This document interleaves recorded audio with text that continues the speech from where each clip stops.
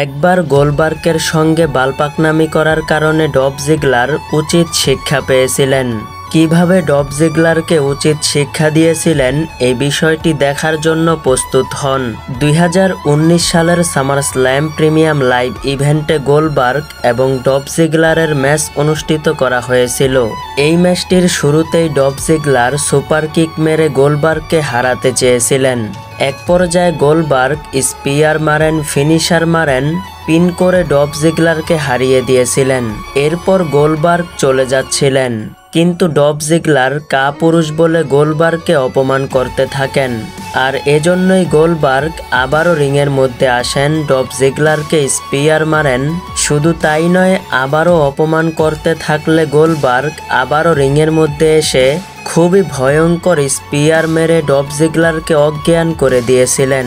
অর্থাৎ গোলবার্গের মতন শক্তিশালী রেসলারের সঙ্গে ডলফ জিগলার বেশি বালপাকনামি করার কারণে 4টি স্পিয়ার খেয়েছিলেন।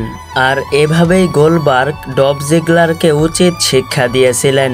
এমনই আরও ইন্টারেস্টিং ভিডিও পেতে হলে চ্যানেলটিকে সাবস্ক্রাইব করে রাখবেন।